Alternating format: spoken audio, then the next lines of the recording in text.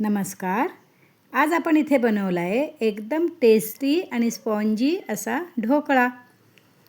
तर रजनीगंधा हे यूट्यूब चॅनल आपण लाईक करा, शेअर करा आणि सबस्क्राईब करा आणि माझ्या नवीन नवीन रेसिपी पाहण्यासाठी आपण नक्की चॅनलला सबस्क्राईब करा. तर आज आपण इथे बनवला आहे एकदम स्पॉन्जी असा ढोकळा. जो ढोकळा आपण फक्त बेसन पीठ वापरून बनवलेला आहे, याच्यामध्ये अजून कोणतंही पीठ नाही आहे. आणि हा मिक्सरमध्ये झटपट होणारा ढोकळा आहे. तो कसा बनवला त्याची रेसिपी मी तुम्हाला सांगते. हे बघा, इथे आपण बेसन पीठ घेतलेलं आहे. मी ह्या वाटीने 1.5 वाटी बेसन पीठ घेतलेलं आहे.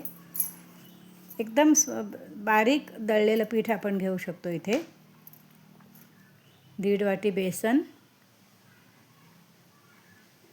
आपण जे माप घ्याल त्याच मापाने पुढची सगळी मापं घ्या. हे बघा, मी इथं वाटीने 1.5 वाटी बेसन घेतलेलं आहे आणि शक्यतो बेसन आपण जरासं दाबूनच घ्यायचं आहे, एकदम वरवर नाही घ्यायचं आहे. तर त्या बेसनमध्ये मी इथे आलं घेतलेलं आहे, अर्धा इंच आलं, 4 ते 5 पाकळ्या लसणीच्या घेतलेल्या आहेत, चवीनुसार 2 चमचे मीठ घेतलेलं आहे. आपल्या आवडीनुसार मीठ आपण घालू शकता. त्यानंतर मी 3 चमचे साखर घेतलेली आहे. माझा चमचा छोटा आहे, आपण पाहू शकता. 3 चमचे साखर घेतलेली आहे. त्याच्यामध्ये 2 ओल्या मिरच्या घेतलेल्या आहेत. आपल्याला तिखट कसं हवं त्याप्रमाणे तिखट घाला. त्यानंतर मी 1 वाटी पाणी घेतलेलं आहे. 1 वाटी पाणी घालून हे सारं मिश्रण त्याच्यामध्ये मी अर्धा लिंबू घेतलेला आहे. अर्धा लिंबाचा रस आपण याच्यामध्ये पिळून घ्यायचा आहे. आणि हे सारं मिश्रण आपण आता मिक्सरमध्ये 2 ते 2.5 मिनटं फिरवून घेणार आहोत. एकदम स्मूथ हे मिश्रण होतं तिथपर्यंत फिरवायचं आहे. हे पाण्याचं प्रमाण आपण पक्कं घ्यायचं आहे. जास्त पाणी झालं तर आपला ढोकळा चांगला होत नाही. हा बघा, इथे मी असं हे टेक्स्चर असं ठेवलेलं आहे. पहा, एकदम जाड पण घट्ट पण नाही आणि एकदम पातळ पण नाही. कन्सिस्टन्सी अशी हवी आहे आपल्याला. आता मी एक कुकरचा डबा घेऊन त्याला ऑइल लावून ग्रीसिंग करून घेतलेलं आहे. ही तयारी आपल्याला आधीच करून ठेवायची आहे, म्हणजे नंतर आपली घाई होत नाही. इथे मी 2 चमचे तेल घेतलेलं आहे. कोणतंही खाद्यतेल आपण वापरू शकतो. हे तेल आपण इथे घेऊन एकदा मिश्रण आपल्याला चांगलं ढवळून घ्यायचं आहे. चांगल्या प्रकारे ढवळल्याने सारं साहित्य एकदा एकत्र एकजीव होतं आहे. आता मी इनोचं 1 पाकीट ह्याच्यामध्ये घातलेलं आहे. लेमन स्वादचं जे इनो होता तो इनो मी इथे 1 पाकीट घातलेला आहे. आणि इनो एकदा घातल्यानंतर आपल्याला थोडासा हात जलद गतीने फिरवायचा आहे, कारण म्हणजे त्याचा स्पॉन्जीनेस टिकून राहतो. आता आपल्याला हे मिश्रण चांगलं ढवळून मी ज्या तेल लावलेलं कुकरचा डबा आहे त्याच्यामध्ये हे सारं मिश्रण ओतून घेतलेलं आहे. फक्त एवढी आपल्याला घाई आहे की इनो एकदा घातल्यानंतर आपल्याला हे मिश्रण झटपट डब्यात ओतलं पाहिजे, म्हणजे आपला हा ढोकळा एकदम स्पॉन्जी बनतो. आता मी कुकरमध्ये पाणी घालून ते प्रीहीट केलेलं आहे, तापवून घेतलेलं आहे. त्याच्यामध्ये एक स्टँड ठेवलेला आहे. त्या स्टँडवर आपण हा आता ढोकळा 12 ते 13 मिनटं उकडून घेतलेला आहे.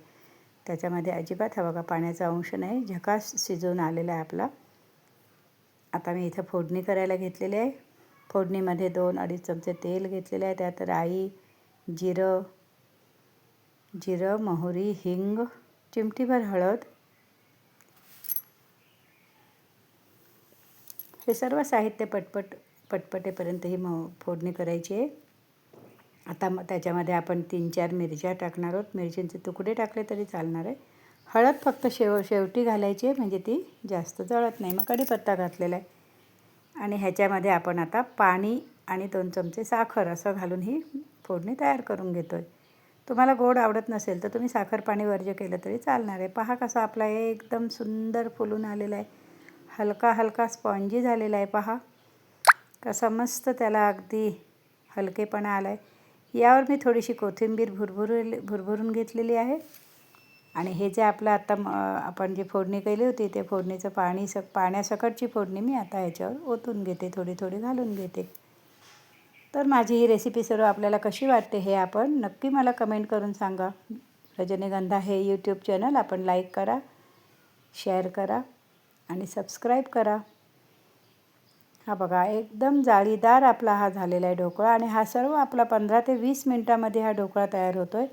किती आपण घाईत असलात किंवा बॅचलर्स असले तरी त्यांच्यासाठी ही रेसिपी एकदम झटपट होणारी आहे.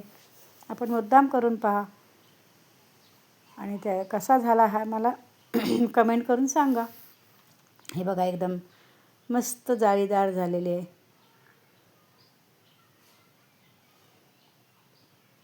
पहा कसा एकदम हलका हलका झालेला आहे. मस्त आहे बघा. आपण प्रेस केला तर किती प्रेस होतो आहे. हा बघा असे त्याचे मस्त स्पॉन्जीनेस आपल्याला इथं दिसतो आहे. जाळी मस्त पडलेली आहे. अजून एखादा पीस उचलून आपण पाहू म्हणजे आपल्याला कळेल की हा किती इझी करायला सोपा आणि एकदम जाळीदार बनणारा हा ढोकळा प्रकार आहे ढोकळ्याचा. आपण ही नक्की बनवून पहा आणि खाऊन त्याची टेस्ट मला नक्की सांगा.